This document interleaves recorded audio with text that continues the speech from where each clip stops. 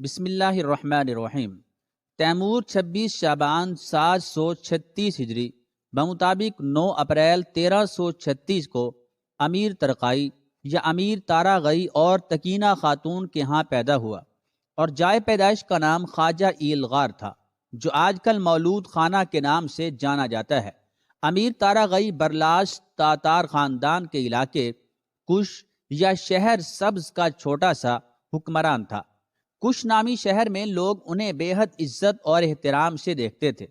Timur کی پیدائش سے پہلے اس کے والد ترقائی نے ایک روز خواب میں دیکھا کہ ایک نورانی چہرے والا فرشتہ صورت انسان ظاہر ہوا، اور اس نے تیمور کے والد کو ایک تلوار پیش کی۔ ترقائی نے اس شخص سے تلوار لے کر چاروں طرف گھمانی شروع کر دی، اور پھر اچانک ان کی آنکھ کھل گئی۔ اگلے دن وہ محلے کی مسجد کے امام شیخ زید الدین کے پاس پہنچے، جو اپنے علم اور فہم و فراست کے حوالے سے بہت شہرت رکھتے تھے۔ ان سے سارا ماجرا کہہ سنایا۔ شیخ زید الدین نے ترقائی سے پوچھا کہ تم نے یہ خواب رات کے کس پہر دیکھا تھا؟ ترقائی نے جواب دیا، صبح کے وقت۔ تب شیخ نے کہا کہ تمہارے خواب کی تعبیر یہ ہے کہ اللہ تعالیٰ تمہیں ایک بیٹا عطا فرمائے گا جو تلوار کے ذریعے سارے جہان کو فتح کر لے گا۔ اگلے سال ترقائی کے گھر بیٹا پیدا ہوا۔ وہ اسے لے کر ایک بار پھر شیخ زید الدین کے پاس گئے اور ان سے بیٹے کا نام تجویز کرنے کی درخواست کی۔ شیخ نے کہا کہ تو اپنے بیٹے کا نام تیمور رکھ لے، جس کا مطلب ہے آہن یعنی لوہا۔ اس حوالے سے یہ روایت بھی مشہور ہے کہ جب تیمور کے والد نام تجویز کرانے شیخ زید الدین کے پاس پہنچے تو وہ قرآن کریم کی سورۃ الملک کی 16ویں آیت کی تلاوت کر رہے تھے، جس کا ترجمہ یہ ہے: کیا تمہیں خوف نہیں اس بات کا کہ آسمانوں کا خدا زمین کو تمہارے پیروں تلے کھول دے اور اس میں لرزہ طاری کر دے؟ قرآن کریم میں لرزہ کے لیے تیمور کا لفظ استعمال ہوا ہے۔ تیمور کے بچپن کے حوالے سے جو بات سب سے پہلے محسوس کی گئی وہ یہ تھی کہ تیمور الٹے ہاتھ سے بھی بالکل اسی طرح کام لیتا تھا جیسے کہ سیدھے ہاتھ سے۔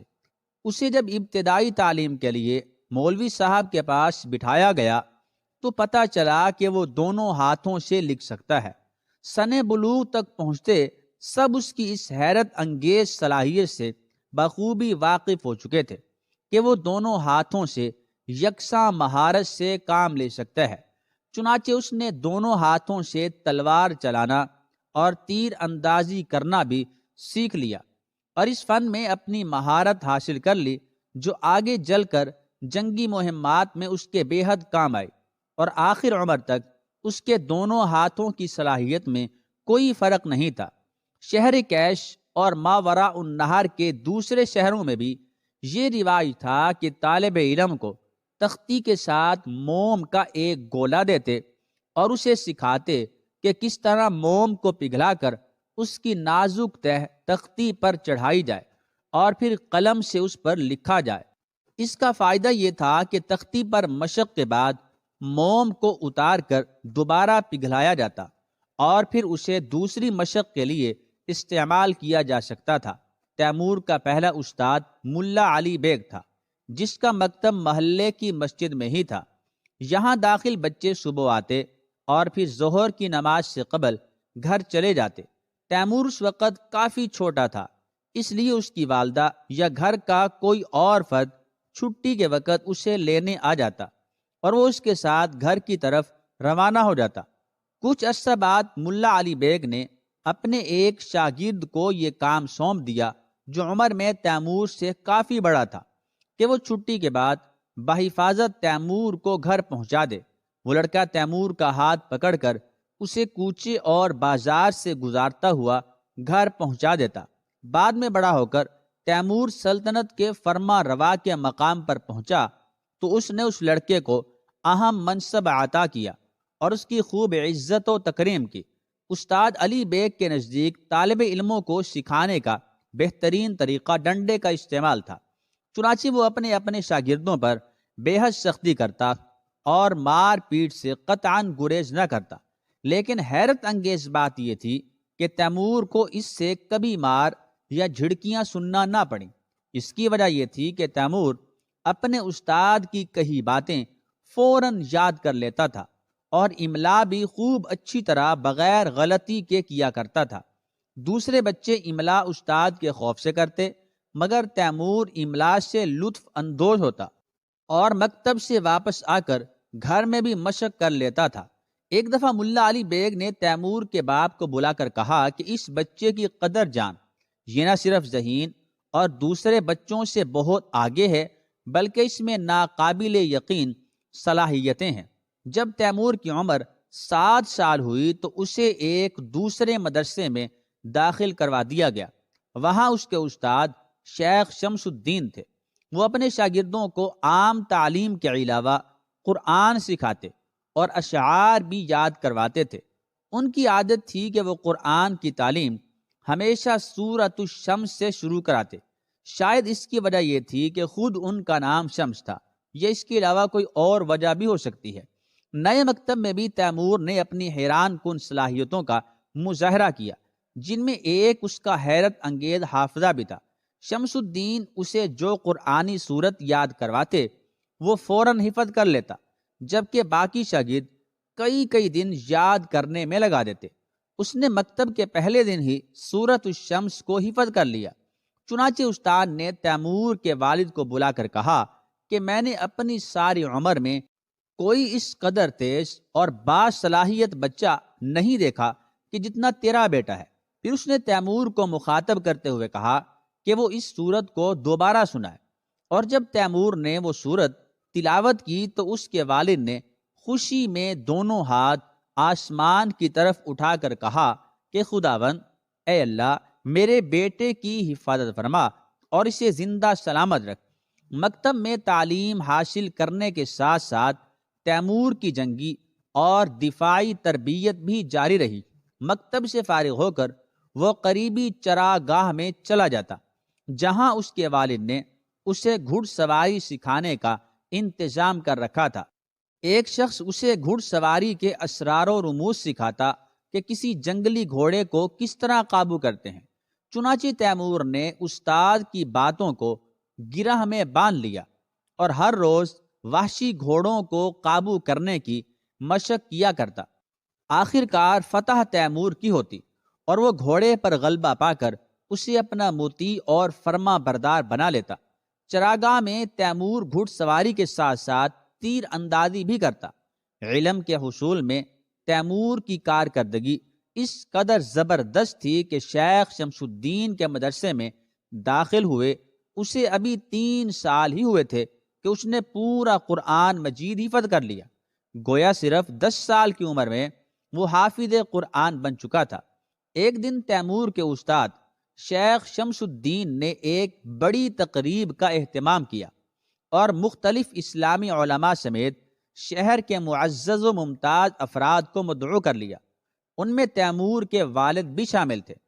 چنانچہ جب سب لوگ اپنی نشستوں پر بیٹھ گئے تو شیخ شمس الدین نے سب کو مخاطب کرتے ہوئے تیمور کا تعارف کروایا اور وہاں موجود علماء کرام سے کہا کہ وہ تیمور کا امتحان لیں۔ چنانچہ 3 علماء کرام نے تیمور کا امتحان لینا شروع کیا۔ وہ اپنی مرضی کی سورت کا نام لیتے اور تیمور سے کہتے کہ اسے زبانی سنائے۔ تیمور ان کی مطلوبہ سورہ مبارکہ کو اونچی آواز سے پڑھتا اور سننے والے بارک اللہ، جزاک اللہ کہتے۔ شمس الدین نے آخر میں تیمور کے والد سے کہا کہ میرے پاس جتنا علم تھا میں نے تیرے بیٹے کو منتقل کر دیا، اب میرے پاس اس کی دانش میں اضافہ کرنے کے لیے مزید کچھ بھی نہیں، اور بہتر ہے کہ اب اسے کسی اور استاد کے پاس، کسی اور معلم کے پاس حصول تعلیم کے لیے بھیج دو۔ چنانچہ تیمور کے والد نے اسے عبداللہ قطب کے مدرسے میں داخل کروا دیا۔ عبداللہ قطب ایک مشہور عارف، دانشور اور انتہائی متقی و پرہیزگار انسان تھے۔ شہر کے معزز اور اعلیٰ طبقات کے لوگ اپنے بچوں کو ان کے پاس حصول تعلیم کے لیے بھیجا کرتے تھے۔ تیمور جیسے جیسے رشد و تعلیم کی منزلیں طے کر رہا تھا، اس کے حسن اور وجاہت میں بھی اضافہ ہوتا جا رہا تھا۔ 14 سال کی عمر میں اس کا شمار ماورا النہر کے خوب رو نوجوانوں میں ہونے لگا تھا۔ عبداللہ قطب کے شاگردوں میں ایک یولاش نامی لڑکا بھی تھا، جس کا تعلق ترک قوم سے تھا۔ یولاش کچھ ناپسندیدہ افعال کا عادی تھا اور اکثر تیمور کو ورغلانے کی کوشش کرتا رہتا تھا۔ تیمور نے کئی مرتبہ یولاش سے کہا کہ وہ اس سے اس قسم کی باتیں نہ کرے، مگر وہ باز نہ آیا اور مدرسے کے دوسرے لڑکوں کے سامنے بھی تیمور کو ورغلانے کی کوشش کرنے لگا۔ اس سے یہ ہوا کہ مدرسے کے دوسرے لڑکے بھی تیمور کا مذاق اڑانے لگے۔ ایک دن مدرسے سے واپسی پر یولاش تیمور کا پیچھا کرتا ہوا، تعاقب کرتا ہوا چراگاہ تک آ پہنچا۔ وہ جانتا تھا کہ تیمور گھڑ سواری اور تیر اندازی کی مشق کرنے چراگاہ جاتا ہے، تاہم اس وقت تک تیمور نے شمشیر زنی کی تربیت حاصل کرنا بھی شروع کر دی تھی۔ چراگاہ کے اس حصے میں جہاں تیمور کے والد کے مویشی چرا کرتے تھے، ایک چھوٹی سی کوٹھڑی تھی جہاں تیمور اپنا سامان وغیرہ رکھتا تھا۔ وہاں پہنچ کر تیمور نے اپنی کمان اٹھائی اور ترکش کمر پر باندھ کر گھوڑے کی طرف روانہ ہو گیا۔ اسی اثنا میں یولاش اس کے پاس پہنچ گیا اور کہنے لگا کہ تیمور، تو میرے ساتھ بے رخی سے کیوں پیش آتا ہے؟ کیا تو جانتا نہیں کہ میں نے اتنے سارے لڑکوں میں سے صرف تجھے دوستی کے لیے منتخب کیا ہے، یعنی تیرا انتخاب کیا ہے؟ تجھے تو فخر کرنا چاہیے کہ میرے جیسا امیر جاگیردار کا بیٹا تجھے۔ اچانک تیمور کو اس پر شدید غصہ آ گیا اور اس نے پلک جھپکتے ہی ایک تیر نکالا اور کمان میں رکھ کر یولاش کے سینے کی طرف روانہ کر دیا۔ تیمور کا پھینکا ہوا تیر سیدھا یولاش کے سینے میں اتر گیا اور وہ پیٹھ کے بل زمین پر ڈھیر ہو گیا۔ کچھ دیر تڑپنے کے بعد اس کا جسم ہمیشہ کے لیے ساکت ہو گیا۔ یولاش وہ پہلا انسان تھا جو تیمور کے ہاتھوں قتل ہوا۔ کچھ دیر لاش کے پاس کھڑے رہنے کے بعد اچانک تیمور کو خیال آیا کہ اس واقعہ کی اطلاع اپنے باپ کو دینی چاہیے۔ تیمور کے والد ترقائی نے جب یہ سنا کہ اس نے ایک لڑکے کا خون کر دیا ہے تو وہ بے حد پریشان ہو گئے اور کہنے لگے کہ بہت برا ہوا۔ لڑکے کا باپ ایک نامی گرامی جاگیردار ہے اور وہ بہت جلد تمہارے تعاقب میں یہاں آ پہنچے گا۔ تیمور نے اپنے والد کے سامنے ساری حقیقت بیان کی اور دریافت کیا کہ آپ کو یہ گوارا ہوتا کہ ایک ترک لڑکا آپ کے بیٹے پر بری نظر رکھے اور ناشائستہ باتیں کرے اور آپ کا بیٹا صرف خاموشی سے برداشت کرتا رہے؟ ترقائی نے سمجھاتے ہوئے کہا، اگر تم مجھے پہلے بتا دیتا تو میں لڑکے کے باپ سے بات کرتا اور کہتا کہ وہ اپنے بیٹے کو متنبہ کرے، سمجھائے، خبردار کرے، مگر اب سارے دروازے بند ہو چکے ہیں۔ سب سے پہلے تیمور سے یولاش کے بارے میں اس کے استاد عبداللہ قطب نے تحقیق کی۔ تیمور نے ان کے سامنے سب کچھ سچ سچ بتا دیا اور وضاحت کی کہ یولاش اس کی طرف بری نظروں سے دیکھتا تھا اور اس کے پاس کوئی راستہ نہ بچا تھا۔ عبداللہ قطب نے پوچھا کہ کیا تمہارے سوا کوئی اور بھی یولاش کی ان حرکتوں سے واقف ہے؟ تیمور نے اپنے کچھ ساتھی طالب علموں کے نام بتا دیے۔ اب عبداللہ قطب نے ان سب طالب علموں کو بلا کر دریافت کیا، تحقیق کی، تو انہوں نے تیمور کی باتوں کی تصدیق کر دی۔ تحقیق کے بعد عبداللہ قطب نے اپنا فتویٰ جاری کیا کہ یولاش کے قتل میں تیمور کا کوئی قصور نہیں اور وہ لڑکا چنگیزی قانون یاسا کی روح سے واجب القتل تھا۔ جب شہر کے داروغہ نے بھی اس بارے میں تفتیش کی تو وہ بھی اسی نتیجے پر پہنچا کہ یولاش یاسا کے مطابق قتل کا مستحق تھا، لہذا اس کا باپ نہ تو انتقام لے سکتا ہے اور نہ ہی خون بہا کا مطالبہ کر سکتا ہے۔ یولاش کے باپ نے بھی مجبوراً بیٹے کے قتل سے چشم پوشی کر لی، لیکن وہ جب تک زندہ رہا تیمور کو خصومت بھری نظروں سے دیکھتا رہا۔ وقت کے ساتھ ساتھ تیمور کی جسمانی قوت اور زور بازو میں بھی اضافہ ہو رہا تھا اور وہ محسوس کر رہا تھا کہ جیسی قوت اور طاقت اس میں ہے وہ دوسرے انسانوں میں نہیں۔